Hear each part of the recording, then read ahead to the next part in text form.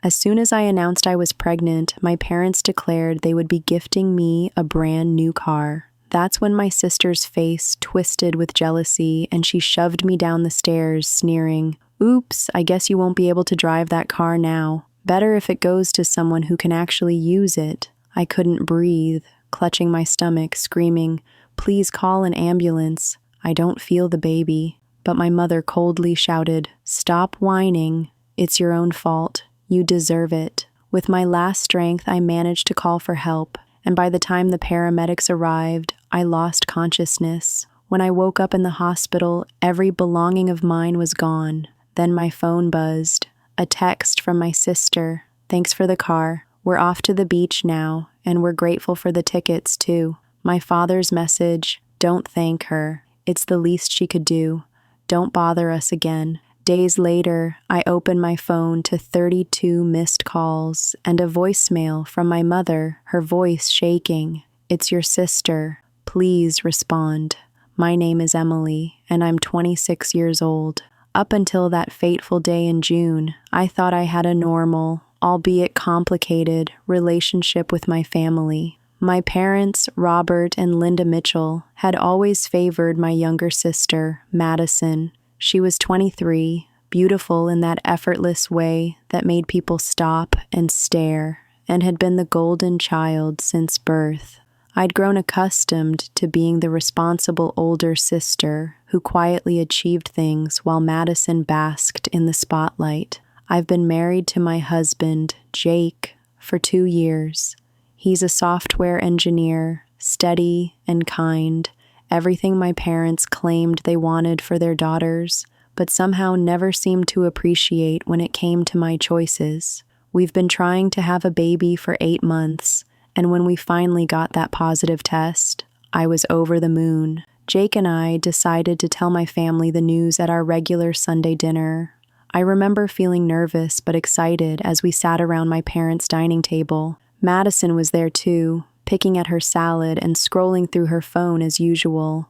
"Mom, Dad," I began, my voice trembling with excitement. "Jake and I have some wonderful news to share." My father looked up from his plate, and my mother set down her fork. Even Madison glanced up from her screen. "I'm pregnant," I announced, unable to contain my smile. "You're going to be grandparents." The reaction was everything I'd hoped for. My mother gasped and covered her mouth with her hands. Tears immediately sprang to her eyes. My father's stern expression melted into pure joy as he stood up and came around the table to hug both Jake and me. "Oh, sweetheart," my mother exclaimed, jumping up to embrace us. "This is wonderful news. When are you due?" "February 14th, I replied, laughing.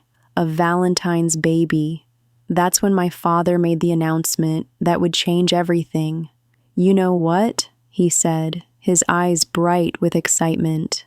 "Linda, remember we talked about getting Emily a more reliable car? Well, now seems like the perfect time. Emily, we're going to buy you a brand new car, something safe and dependable for our grandchild." I was stunned. My parents had never made such a generous gesture toward me before. Madison had received a brand new BMW for her 21st birthday, but I'd been driving the same used Honda Civic since college. "Dad, you don't have to," I started to protest. "Nonsense," he interrupted. "This baby is going to need the safest transportation possible. We're thinking maybe a nice SUV, something with excellent safety ratings." I looked over at Jake, who was grinning from ear to ear, and then at my parents, who looked genuinely thrilled. But when my gaze landed on Madison, my stomach dropped. Her face had completely transformed. The casual indifference was gone, replaced by something ugly and twisted. Her green eyes, so often described as her best feature, were narrow with unmistakable jealousy. "That's nice," Madison said through gritted teeth. "Really nice that Emily gets rewarded for getting knocked up." "Madison," my mother scolded, "don't talk about your sister's pregnancy like that. This is a blessing." But Madison wasn't done. She stood up abruptly, her chair scraping against the hardwood floor. Right, a blessing. So, she gets pregnant and gets a car. What do I get for graduating college with honors? What do I get for landing a job at the marketing firm? Oh, that's right, nothing. The tension in the room was suffocating. My father's jaw was set in that way that meant he was about to lose his temper, but my mother stepped in first. Madison, honey, this isn't a competition.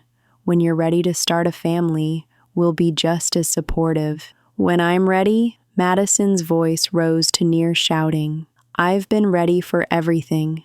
I've been the perfect daughter, the successful one, and Emily gets pregnant. And suddenly, she's the princess who deserves everything. I felt tears stinging my eyes.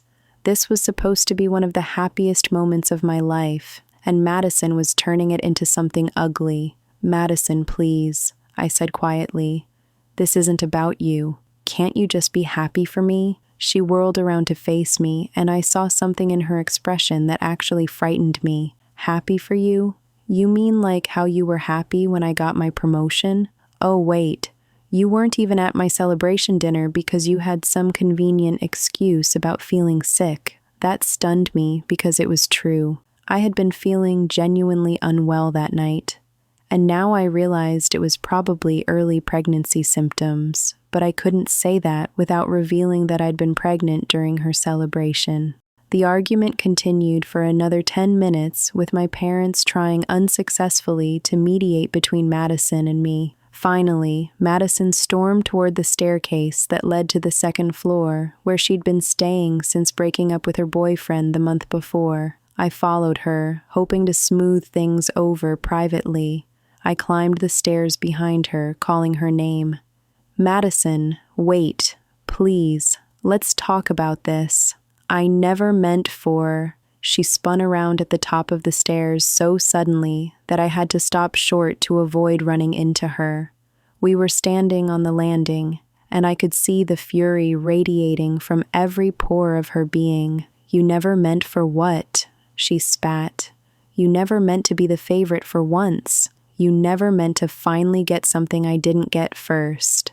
I'm not trying to compete with you, I said desperately. I've never wanted to compete with you. I just want us to be sisters. That's when her face twisted into something truly ugly. Without warning, she placed both hands on my shoulders and shoved me with all her strength. Oops, she sneered as I tumbled backward down the stairs.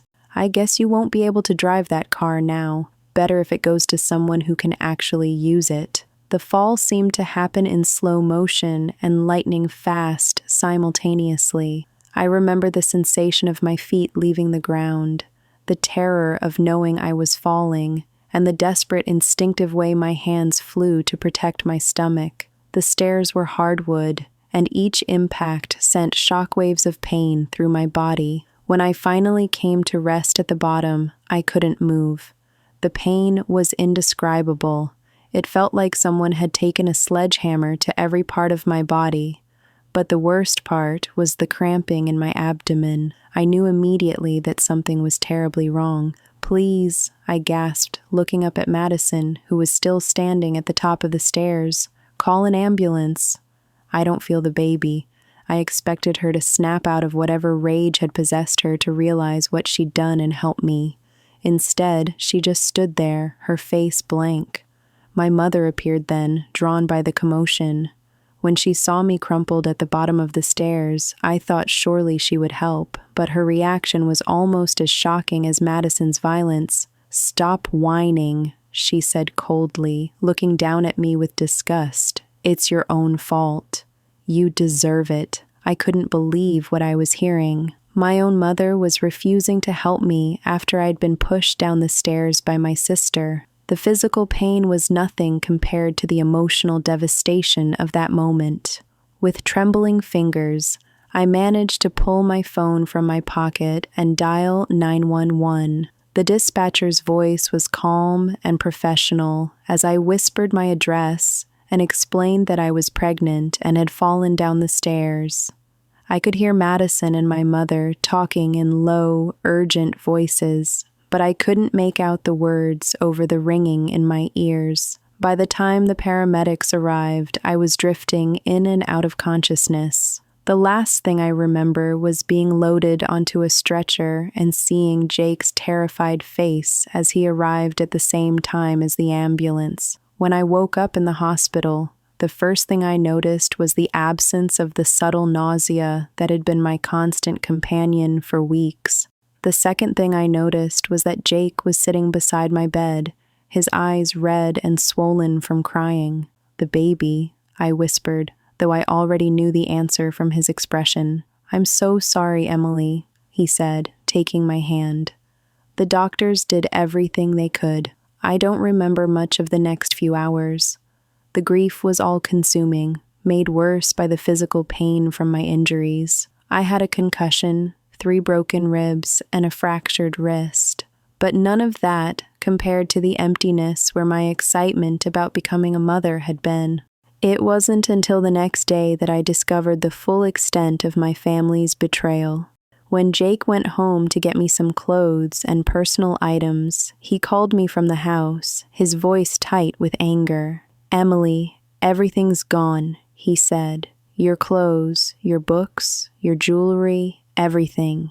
The house looks like it's been cleaned out." I was confused and still groggy from pain medication. "What do you mean gone?" "I mean gone. Taken. Your parents aren't here, and neither is Madison. Your dad's car isn't in the driveway, and there's a different car parked there instead. A red SUV with dealer plates." The realization hit me like another fall down the stairs. They had taken everything. While I was unconscious in the hospital, grieving the loss of my baby, my own family had robbed me blind and apparently taken possession of the car that was supposed to be mine. As if summoned by my thoughts, my phone buzzed with a text message. It was from Madison. "Thanks for the car. We're off to the beach now, and we're grateful for the tickets, too." I stared at the message, unable to process what I was reading. Beach tickets? What beach tickets? Another message came through, this one from my father. "Don't thank her. It's the least she could do. Don't bother us again." Jake came back to the hospital that evening with grim news. He'd spoken to our neighbors who told him they'd seen my family loading boxes and suitcases into multiple cars. Mrs. Peterson next door mentioned that my mother had told her they were going on a much-needed family vacation and that I was being dramatic about a little fall. "They've gone to your parents' beach house," Jake said quietly, "and apparently they took vacation tickets that were supposed to be for us." That's when I remembered Jake had surprised me with a weekend getaway package to Virginia Beach for our anniversary next month. The tickets had been on my dresser. They'd taken those too. I spent the next week in a haze of grief and disbelief. The doctors wanted to keep me for observation because of the head injury, and honestly, I wasn't ready to face the world anyway. Jake was incredible, handling all the logistics and trying to shield me from the worst of it. But there was no shielding me from the reality that my family had not only caused me to lose my baby, but had also robbed me and abandoned me. My phone rang constantly the first few days, but it was always well-meaning friends and extended family who had heard about the accident. I couldn't bring myself to tell anyone the truth yet. How do you explain that your sister pushed you down the stairs and your parents sided with her? But then the call stopped for 3 days. My phone was eerily quiet. I should have known something was wrong. On Thursday morning, exactly a week after the fall, I woke up to 32 missed calls and a voicemail, all from my mother. My hands were shaking as I played the voicemail. My mother's voice was barely recognizable, high-pitched and desperate. "Emily, it's Mom. Something's happened. It's Madison. There's been an accident. The car. Please, I know we haven't. Please just call me back. We need you. Please respond." I stared at the phone for a long time. Part of me wanted to delete the message and pretend I'd never heard it. After what they'd done to me, why should I care what happened to Madison? But despite everything, she was still my sister, and the raw terror in my mother's voice was unmistakable. I called back. "Emily." My mother's voice was breathless with relief. "Thank God.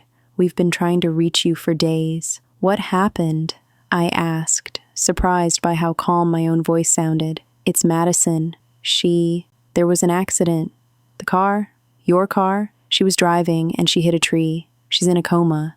"Emily, the doctors don't know if she's going to wake up." I felt a strange numbness wash over me. "Where?" "Virginia Beach. We were using the vacation tickets, and Madison wanted to drive around, explore the area. She was going too fast on a curve, and the car went off the road." The irony wasn't lost on me. Madison had shoved me down the stairs, bragging about taking my car, and now that same car had nearly killed her. "Which hospital?" I asked. My mother gave me the details, then said something that made my blood boil. "Emily, I know we had our differences, but Madison needs you now. Family has to stick together." "Differences?" She was calling attempted murder and theft differences. I hung up without promising anything. Jake wanted to drive me to Virginia Beach that afternoon, but I told him I needed time to think. The truth was, a plan was already forming in my mind. Madison had destroyed my life in a moment of jealousy. My parents had enabled her and then robbed me while I was unconscious. They'd made their choice about family loyalty. Now, I was going to make mine. But first, I needed information. I called the hospital using a fake name and found out Madison was in ICU with severe head trauma. The prognosis was uncertain. She might wake up in days, weeks, or never. Then I contacted my parents' insurance company, pretending to be Madison. I learned that her car accident had triggered an investigation. She had been drinking, and her blood alcohol level was above the legal limit. Jake had also uncovered something. My family had stolen my belongings while I was unconscious. "Emily," Jake said, "I think they planned this." It hit me like a punch to the gut. My family hadn't just betrayed me, they'd orchestrated it. I made several phone calls. The first was to Detective Rodriguez. I was ready to tell the truth. "Detective, I need to tell you what really happened." Madison pushed me down the stairs. "Mrs. Mitchell, that's a serious accusation. Are you sure?" I remembered the day vividly. "I'm sure." She shoved me because of the car my parents promised me. She even said I wouldn't need it anymore. Rodriguez took my statement, asked for more details, and warned me it could lead to felony charges, including assault on a pregnant woman, resulting in fetal death. The second call was to Dr. Hassan, confirming that the miscarriage was directly caused by the fall. "I'll testify if needed," she said. "This is domestic violence." The third call was to Amanda Chen, the lawyer Jake had contacted. She said we had grounds for serious criminal and civil action, wrongful death, conspiracy, theft, and more. Jake listened as I explained everything that had happened. "Are you sure you want to go through with this? It's going to be ugly. They killed our baby. They stole from us. How can I not?" I said, my voice steady. The next morning, I got an unexpected call from Aunt Patricia. She confirmed what I'd suspected. Madison's cruelty had always been enabled by my parents. This wasn't the first time Madison had hurt me. That evening, I told Madison, "When you wake up, if you wake up, you're going to be arrested. Mom and Dad will be too. I'm making sure you all pay for what you did." I left the room, and my parents were waiting in the hallway. I confronted them about the stolen items, the life insurance policy, and Madison pushing me. Their faces went pale as I told them I'd be cooperating fully with the police. "I'm going to pursue every legal avenue available, and I'm never speaking to any of you again," I said. "Emily, please," my mother begged. "We're a family.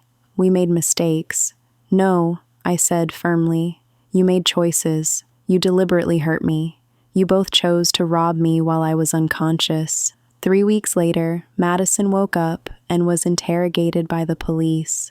She confessed to pushing me down the stairs, but claimed it was an accident. The DA disagreed, and she was charged with manslaughter, assault, and conspiracy.